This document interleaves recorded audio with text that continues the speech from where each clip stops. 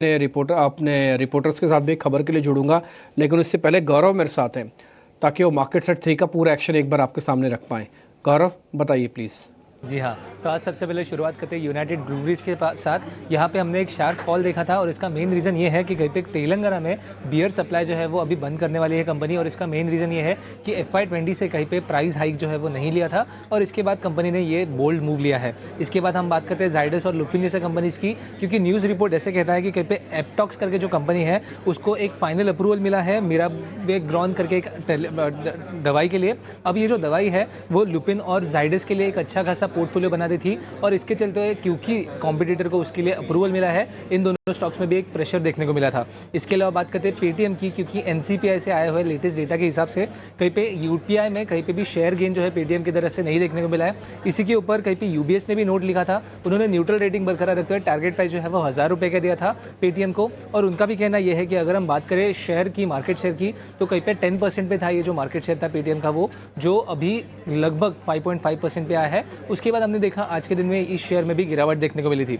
इसके अलावा बात करते हैं टाटा टेक की। अगर हम इस स्टॉक की बात करें तो आज के वीक मार्केट में भी एक ग्रीन मूव जो है इस स्टॉक ने दिखाया था, और इसका मेन रीजन ये है कि कहीं पे कंपनी ने टेलीचिप कंपनी के साथ करार किया है। इसके चलते हुए उन्होंने MOU जो साइन किया है उसके चलते हुए एक इनोवेटिव प्रोडक्ट्स लाएंगे वो next gen software defined vehicles के लिए, और इसके चलते हुए यहाँ पे एक तेजी देखने को मिली थी। और आखिर में बात करते हैं मारुति सुजुकी, यहाँ पे भी आज के दिन में एक तेजी देखने को मिली, और इसका मेन रीज़न ये है कि सबसे बड़ा मैन्युफैक्चरर जो है, ऑटो मैन्युफैक्चरर, वो EV के साथ आने वाला है। मारुति सुजुकी ने अपनी फर्स्ट EV जो है वो लॉन्च करने का ठाना है। E-विटारा जो है वो जल्दी ही लॉन्च करने वाली है मार्केट में, और इसी के साथ साथ E4Me ये जो नया सेगमेंट है उन्होंने चालू किया है उनके इलेक्ट्रिक व्हीकल के लिए। तो खबरों के दम पे आज के दिन में इन सब स्टॉक्स पे एक अच्छा ट्रैक्शन जो है देखने को मिला था। आगे जाके भी इन सब स्टॉक्स पर नजर रखना काफ़ी ज़्यादा ज़रूरी रहेगा। जो खबरों के दम पर आज फोकस में है। गौरव, शुक्रिया पूरी डिटेल्स के साथ हमारे साथ जुड़ने के लिए। इसी के साथ फार्मा सेक्टर से कुछ स्टॉक्स पर नजर डालेंगे। लुपिन 4.5% की गिरावट यहाँ पर, और बायोकॉन में भी करीब 3% की गिरावट दिखी है। देवांग, क्या राय होगी आपकी दोनों ही स्टॉक्स पर, लुपिन और बायोकॉन? और डेफिनेटली लिपिन में आज हमने गिरावट देखी है, बट अभी भी जो ओवरऑल स्ट्रक्चर है वो अभी भी पॉजिटिव है। तो आई थिंक इसमें होल्ड करें जब तक 2200 के लेवल्स ब्रेक नहीं करता है स्टॉक, तब तक इसमें बने रहे। अपसाइड अराउंड 2320 2330 तक के जोन देखने मिल सकते हैं, तो अभी भी होल्ड की सलाह रहेगी विद स्टॉप लॉस ऑफ 2200। ठीक है, तो ये नजरिया बायोकॉन पर और कुछ फार्मा स्टॉक्स पर हमने चर्चा की। में अगर आप देखें ट्रेंड जो है काफ़ी उठापटक भरा वॉलेटाइल ट्रेंड नज़र आ रहा है बाजार में। इस वक्त आप रिकवरी ज़रूर पाएंगे, चाहे फिर बेंचमार्क हो या फिर ब्रॉडर मार्केट्स हो, लेकिन ओवरऑल अंडरटोन अगर देखें काफ़ी हद तक हमने देखा गिरावट भी नज़र आती है। भारी गिरावट जब दिखे तो चौतरफा, और रिकवरी दिखे तो पॉजिटिविटी या उम्मीद की किरण भी जगती है। इस सिचुएशन को अस्थिरता कहते हैं, और बाजार में अस्थिरता के बीच क्या निवेशकों को लार्ज कैप शेयरों में निवेश करना चाहिए या नहीं, क्योंकि लार्ज कैप और मिड कैप में लगातार कंफ्यूजन बना रहता है। चार्ट पर अभी कौन से लार्ज कैप शेयर्स अच्छे दिख रहे हैं, चलिए ये जान लेते हैं कुणाल बोथरा से। कुणाल, आप बताइए। जी धन्यवाद मानसी। मेरा मानना है कि आई थिंक जो लार्ज कैप स्टॉक्स है वो बहुत ही सॉलिडिटी प्रोवाइड करते हैं आपके पोर्टफोलियोज़ को, स्पेशली जब मार्केट एक रफ फेज है, एक वॉलेटाइल फेज से गुजरता है। हमने कुछ एक लार्ज कैप स्टॉक्स आइडेंटिफाई किए हैं जिनके चार्ट पैटर्न्स एक्सट्रीमली स्ट्रॉन्ग है, और कुछ एक स्टॉक्स तो ऐसे हैं जिनके सेक्टर चार्ट्स बहुत ही ज़्यादा ख़राब है, बट वो स्टॉक्स स्टैंड आउट कर रहे अपने लीग में, अपने सेक्टर्स में। तो 3 स्टॉक्स मैंने आइडेंटिफाई किए हैं जो कि लार्ज कैप वाइज बहुत ही ज़्यादा फॉर्मिडेबल चार्ट पैटर्न्स है। सबसे पहला चार्ट जब हम देखेंगे वो है M&M का, Mahindra and Mahindra. Classical chart है। मैं अभी भी जानता हूँ वो एक फेज था जब स्टॉक 700-750 के ऊपर था, वहाँ पर स्टॉक एक ह्यूज अंडर परफॉर्मर था। आज स्टॉक एक मैसिव आउट परफॉर्मर है, और सबसे बड़ी बात है आज जब निफ्टी ऑटो इंडेक्स अपने 52 वीक लोस या उसके आसपास ट्रेड कर रहा है, यहाँ पर M&M में एक ऐसा चार्ट है जो अपने लाइफ हाइस के आसपास ट्रेड कर रहा है।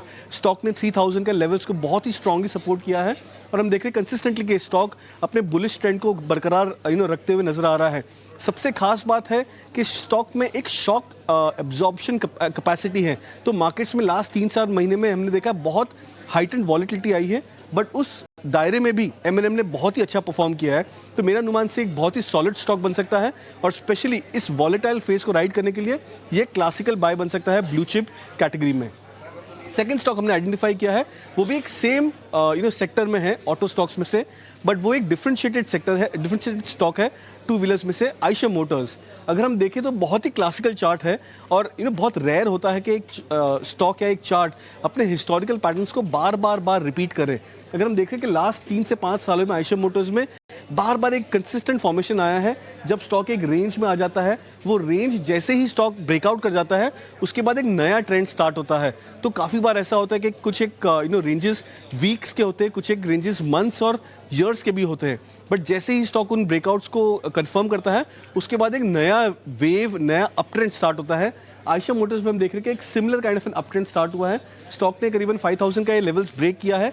मेरा मानना है कि बहुत ही इंटरेस्टिंग चार्ट बन सकता है और शायद एक अनदर डिफरेंशिएटेड स्टॉक बन सकता है ऑटो स्टॉक्स में से और लार्ज कैप नेम्स में से, जो मेरा मानना है कि कंसिस्टेंट परफॉर्मर बन सकता है 2025 के लिए।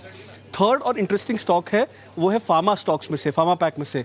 हम जनरली देखते हैं कि जब मार्केट्स वॉलेटाइल हो जाते हैं या एक रफ पैच में जाते हैं, तो फार्मा स्टॉक्स जनरली एक शील्ड का काम करते हैं आपके पोर्टफोलियोज के लिए। सन फार्मा एक ऐसा ही चार्ट है।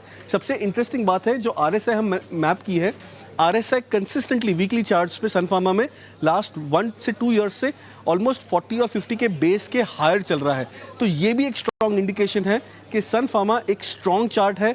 अभी भी कंसिस्टेंसी बरकरार नजर आती है सन फार्मा में, और मेरा ऐसा मानना है कि अगर मार्केट और थोड़ा सा वॉलेटाइल हो जाए आने वाले कुछ एक हफ्तों के लिए, तो ये एक चार्ट है जो कंसिस्टेंसी प्रोवाइड कर सकता है, स्पेशली डिफेंसिव स्पेस में से। Tracking trend setup coming from Kunal Bothra. 3 shares सुझाएं जहां पर बुलिश चार्ट सेटअप नजर आ रहा है, और गौर कीजिए इसमें ऑटोमोबाइल और साथ ही फार्मा सेक्टर से जुड़े हुए स्क्रिप्स, फार्मा और ऑटोमोबाइल से जुड़े हुए स्टॉक्स, M&M, आयशर मोटर्स और सन फार्मा।